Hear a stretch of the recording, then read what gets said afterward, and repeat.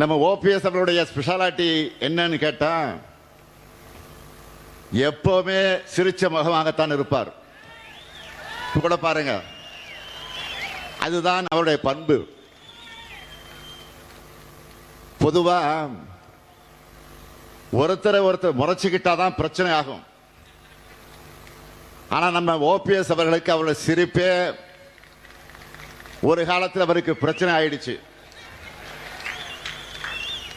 ஒரு முறை அவர் என்னை பார்த்து சிரிச்சிட்டார் சட்டமன்றத்தில். உடனே ஸ்டாலினை பார்த்து ஓபிஎஸ் சிரிச்சிட்டார்னு ஏதோ 2 நாட்டுக்குள்ள போர் வந்த மாதிரி பிரச்சனை ஆக்கிட்டாங்க.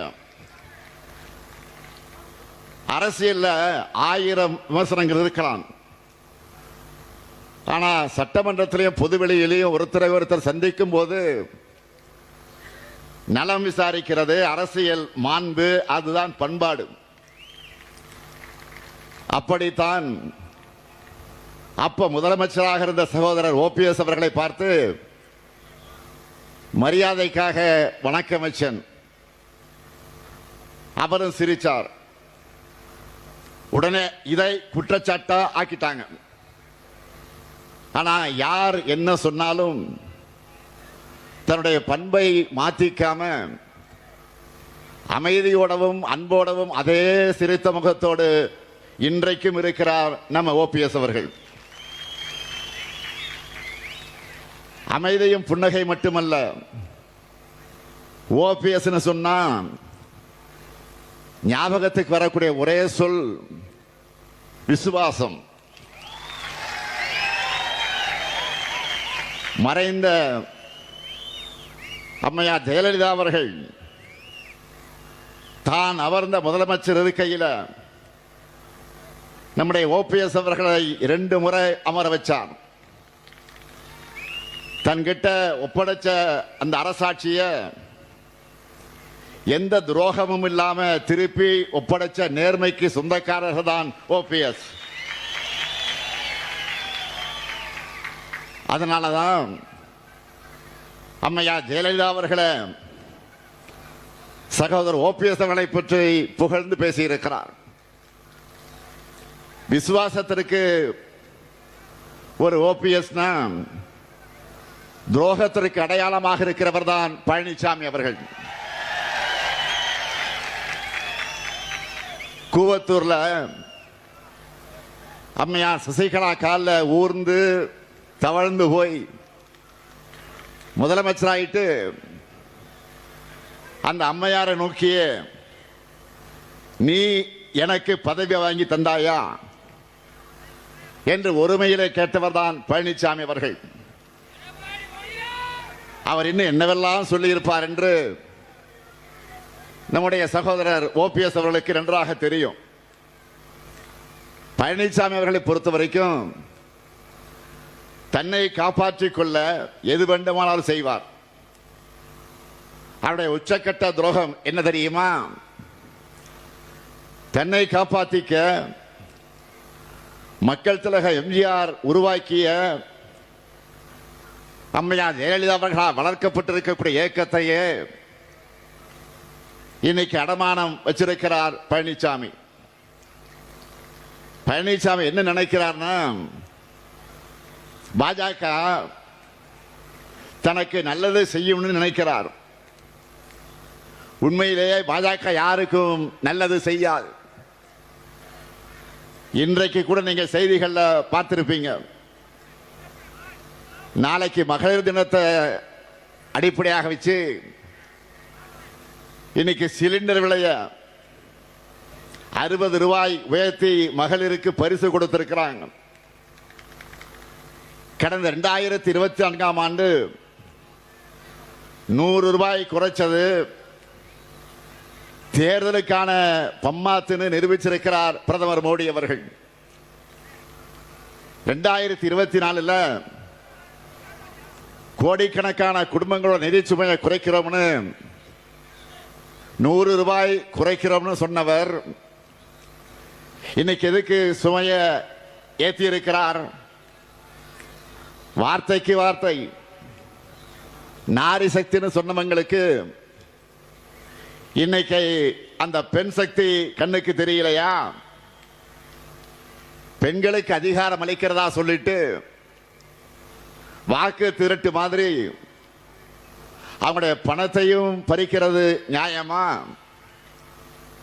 2024 பெண்களுடைய நல்வாழ்வுக்கு காமிச்ச போலி அக்கறை 2026 எங்க போச்சு? பாஜகவை பொறுத்த வரைக்கும் மக்களுக்கு நல்லது செய்ய விட மாட்டாங்க. இதை உணர்ந்ததால தான் எலெக்ஷனை காரணம் காட்டி மகளிர் உரிமை தொகையை முடக்க நினைச்ச சதியை முறியடிச்சு 3 மாதங்களுக்கான உரிமை தொகையை முன்பணமாகவும் 2000 ரூபாயை கோடைக்கால சிறப்பு நிதியாகவும் சேர்த்து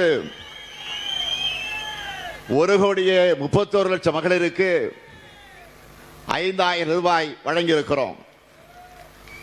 அது மட்டுமல்ல, திராவிட மாடல் 2.0 கலைஞர் மகளிர் உரிமை தொகையை 2,000 ரூபாயாக உயர்த்துவோம்னு அறிவிச்சிருக்கிறோம்.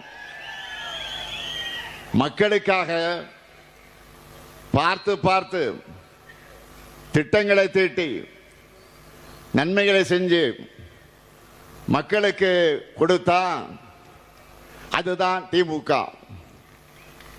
மக்களை பற்றி கவலைப்படாம மக்கள் கிட்ட இருந்து எல்லாத்தையும் பறிச்சா அது பாஜக. இப்படி யாருக்குமே நன்மை செய்யாத பாஜகவா அதிமுகவுக்கு நன்மை செய்ய போகுது? அதிமுகவுடைய ரத்தத்தை தான் உறிஞ்சி எடுக்கும். அதுதான் நடக்க போகுது.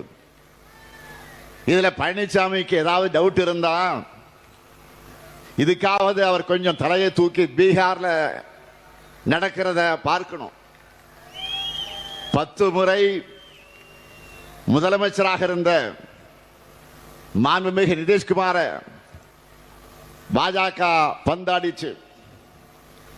பீகார்ல நிதிஷ்குமார் அவருடைய ஐக்கிய ஜனதாதள தலைமையில் நடக்கிற என்டிஏ ஆட்சியில் ஐக்கிய ஜனதாதளத்தினுடைய தலைவர் நிதிஷ்குமார் பொறுப்பை, முதலமைச்சர் பொறுப்பை ராஜினாமா செஞ்சுட்டு இன்றைக்கு மாநிலங்களவை எம்பியாக போகிறார். இத்தனைக்கும் கடந்த நவம்பர் மாதம் தான் சட்டமன்ற தேர்தல் முடிஞ்சு நிதிஷ்குமார் சிஎம் ஆனார், முதலமைச்சரானார். அதுக்குள்ள அவர் பதவி விலகுகிறார் என்ற செய்தி அதிர்ச்சியாக இருக்கிறது. நிதிஷ்குமார் அவர்களுக்கு பதிலாக பாஜக சார்பில் புதிய முதலமைச்சர் பொறுப்பேற்க இருக்கிறதாக தகவல்கள் ஆதாரத்தோடு வருகிறது. இன்றைக்கு நிதிஷ்குமார் அவர்களுக்கு ஏற்பட்டிருக்கக்கூடிய கதிதான் நாளைக்கு பழனிசாமி அவர்களுக்கும். அதுக்கு அவர் முதல்ல வெற்றி பெறணும் நீங்க நினைக்கிறது எனக்கு கேட்குது. எனக்கு கிடைச்ச தகவல் படி அதிமுகவில் பழனிசாமி அவர்களுக்கு பதிலாக ஆல்ரெடி வேறு ஒருவரை பொதுச் செயலாளரா பாஜக தேர்ந்தெடுத்து வச்சிருக்கு. பழனிசாமி அவர்களை இந்த தேர்தல் வரைக்கும் தான் பாஜக வச்சிருக்கும். பிறகு அவரையே தூக்கி விடுவாங்க. அதுதான் நடக்க போகுது. ஒருவேளை பாஜக கூட கூட்டணி வைக்க மறுத்திருந்தா இப்பவே மாத்தி இருப்பாங்க. அந்த அளவுக்கு அதிமுக பாஜகவோட கண்ட்ரோலுக்கு போயிடுச்சு. அதிமுக தொண்டர்களுடைய வாக்குகளை வாங்கி தன்னை வளர்த்துக்க பாஜக போட்டிருக்கக்கூடிய திட்டத்திற்கு துணை போயிருக்கிறார் திருவாளர் பழனிசாமி அவர்கள்.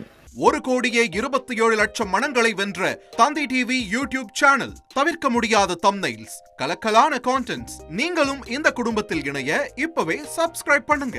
அசுரபலம் கொண்ட எங்கள் டிஜிட்டல் கரங்களில் உங்கள் விளம்பரங்களை சேர்க்க வாட்ஸ்அப் பண்ணுங்க. 8939888838. Email advtthanditv@dttv.in.